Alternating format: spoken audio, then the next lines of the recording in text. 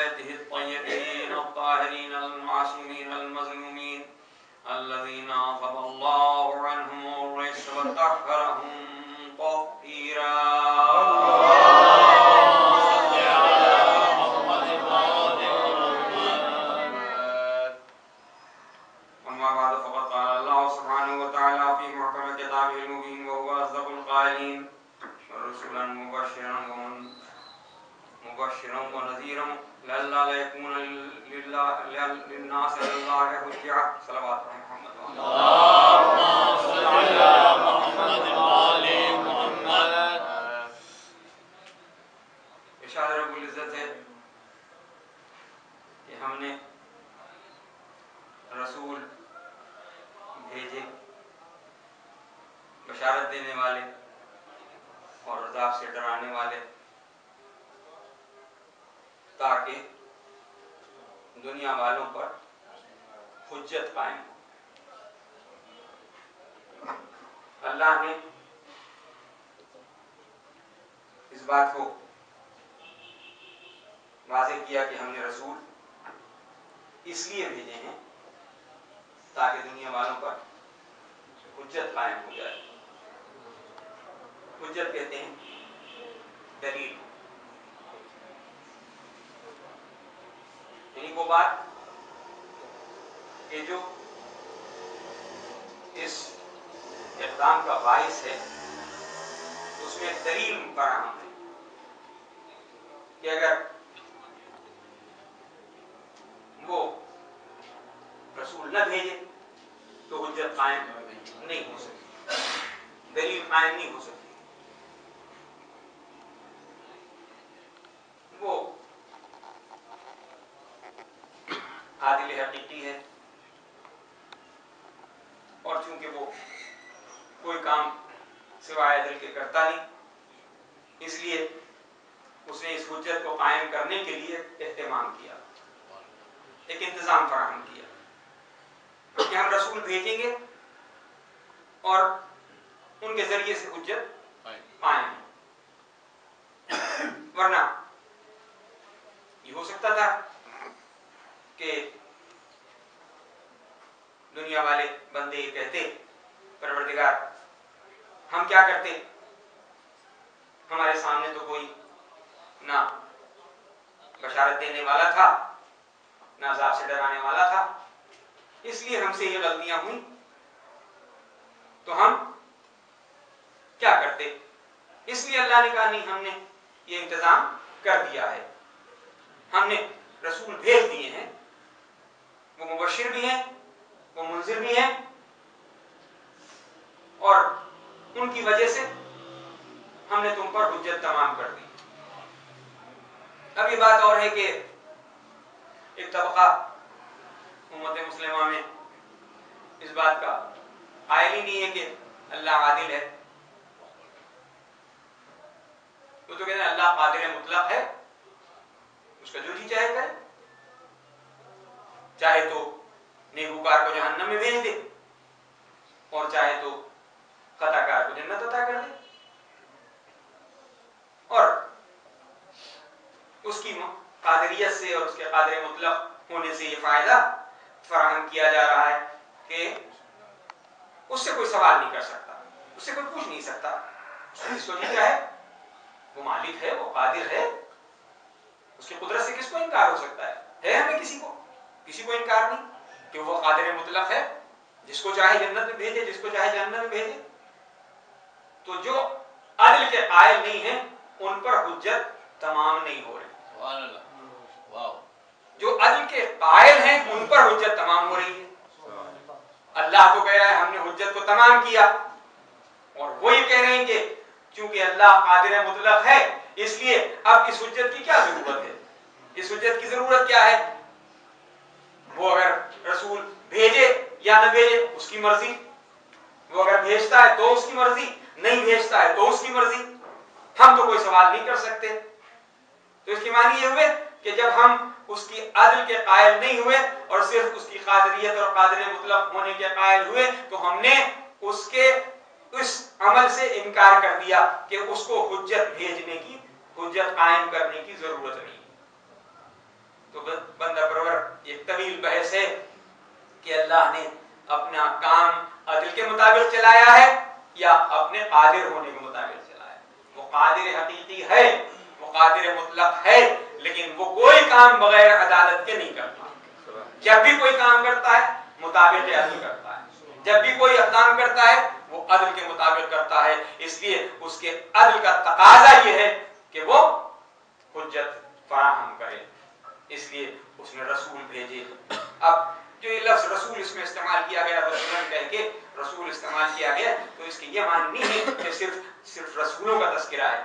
اس لیے کہ اگر اس کی تخصیص کی جائے تو نبی الگ ہیں، رسول الگ ہیں، اولو العزم الگ ہیں. تو یہ سب اللہ کا جو مقصد ہے وہ یہ ہے کہ ہم نے اپنے ہادیان برحق کو اس لیے بھیجا ہے تاکہ ہماری حجت قائم ہو جائے.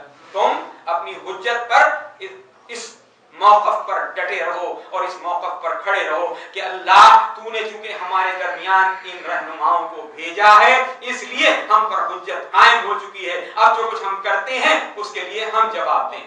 ہم کو مکلف تو نے اس لیے بنایا ہے کہ تو نے پہلے اس بات کا انتظام و انصرام کر لیا. درود پڑھیں محمد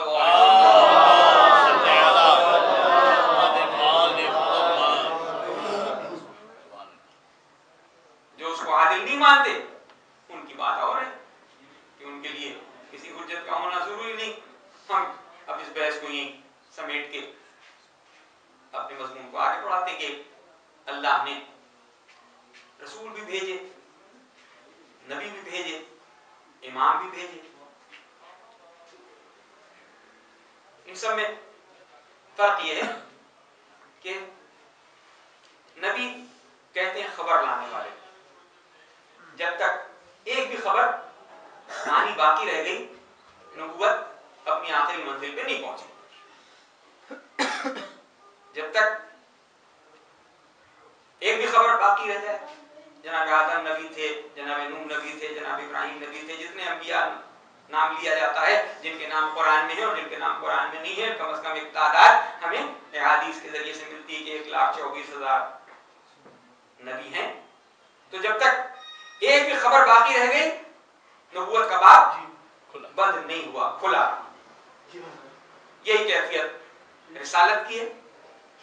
رسول کہتے ہیں پیغام لانے والے کو، پیغام لانے والے کو، اللہ کے پیغامات کو بندوں تک پہنچانا، اسے کہتے ہیں رسول. پہلے رسول آدم نہیں ہے، نبی ہے. آدم نبی ہے، رسول جناب نوح ہے. اس لیے کہ پیغام لانے والا صاحب شریعت ہوتا ہے. پیغام لانے والا صاحب شریعت ہوتا ہے. تو جب تک ایک بھی پیغام باقی رہ گیا رسالت کی ضرورت باقی رہی. رسول آتے رہے اور جب آخری پیغام آ گیا تو ارشاد ہو گیا کہ الیوم اکملت لکم دینکم. درود پڑھیں محمد وعلی محمد.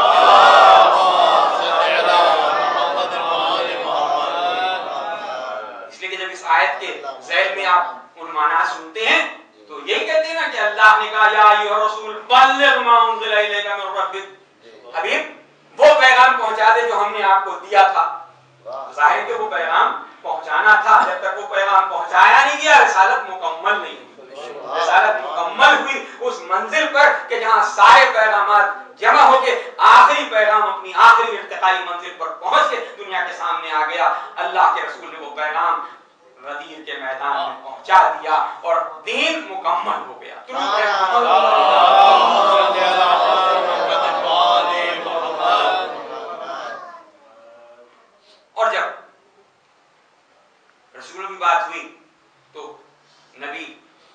1,24,000 اور رسول 313 یا اولو العزم صرف صاحب شریعت وہ انبیاء کے جنہیں صاحب کتاب کہا گیا. تو یہ سارے باب کھلے رہے اس وقت تک کہ جس وقت تک ان میں سے کوئی نہ کوئی بات رہ گئی. نبی خبر کی بنیاد پر، رسول پیغام کی بنیاد پر. لیکن جب جناب ابراہیم کی باری آئی تو جناب ابراہیم نبی بھی ہیں، جناب ابراہیم رسول بھی ہیں، لیکن اللہ نے کہا کہ اے خلیل ہم آپ کو دنیا والوں کا امام بنانے والے ہیں، دنیا والوں کا ہم امام بنانے والے ہیں. اب یہ اسی گفتگو کے ذیل میں ایک بات عرض کر دوں کہ اللہ نے کہا کہ ہم نے ابراہیم کا امتحان لیا، ہم نے ابراہیم کا امتحان لیا تھا اور وہ اس میں کامیاب بھی ہوئے. یہ کون اعلان کر رہا ہے؟ جو ممتحن ہے، جو امتحان لے رہا ہے، وہ نتیجے کا اعلان کر رہا ہے کہ وہ اس میں کامیاب ہو گئے، وہ اس میں کامیاب ہو گئے. ہمارے دنیا کے امتحانات ہوتے ہیں بہت سے بہت. کسی لڑکے نے اگر امتحان میں کامیابی حاصل کی، پوچھا جاتا ہے کتنے نمبر لیے، کہا 90%. 10% پھر بھی نہیں لیے، 10% پھر بھی نہیں لیے، کہا جاتا ہے یہ کامیاب ہو گیا.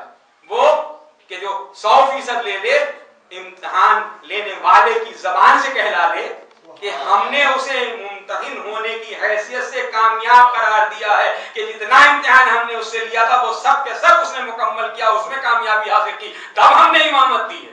درود پڑھیں محمد و آل محمد.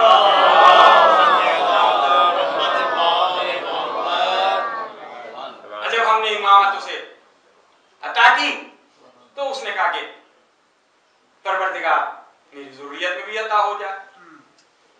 قال من ذریتی، اللہ نے کہا لا ینال عہد الظالمین. خلیل یہ عہدہ تمہاری ذریت میں تمہاری دعا کے نتیجے میں عطا تو ہوگا، لیکن ایک شرط کے ساتھ کہ جہاں عدل ہوگا وہاں یہ عہدہ جائے گا، جہاں ظلم ہوگا یہ عہدہ نہیں جا سکتا. اب جناب ابراہیم نبی بھی ہیں، رسول بھی ہیں اور خلیل بھی ہیں، لیکن کسی موقع پر اپنی ذریت کے لیے دعا نہیں کرتے، نبوت کے بارے میں نہیں کہتے کہ میری ذریت میں نبوت عطا ہو جائے، رسالت کے بارے میں نہیں کہتے اللہ میری ذریت میں رسالت عطا ہو جائے، نہیں کہتے اللہ میں خلیل ہوں میری ذریت میں بھی خلت عطا ہو جائے. نہیں، دعا کرتے ہیں تو امامت کے لیے دعا کرتے ہیں، پروردگار یہ عہدہ میری ذریت میں عطا ہو جائے، یہ عہدہ میری ذریت میں عطا ہو جائے. پوچھے کوئی جناب ابراہیم سے کہ آپ کو اس عہدے میں کیا خاص بات نظر آ رہی ہے، تو شاید جناب ابراہیم کا جواب یہی ہو، نبوت ختم ہو جانے والی چیز، رسالت ختم ہو جانے والی چیز، امامت باقی رہنے والی چیز ہے، اس لیے میں دعا کر رہا ہوں.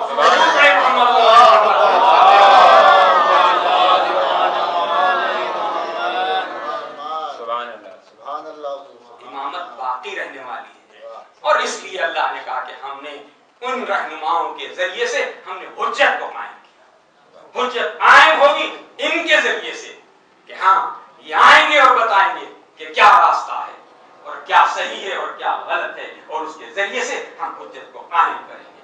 کوئی ایک دوسرے کا ریپلیسمنٹ نہیں ہے کہ نبی کی جگہ پر رسول اور رسول کی جگہ پر امام نہیں. ہر سب اپنی اپنی جگہ پر اپنے اپنے فرائض انجام دیں.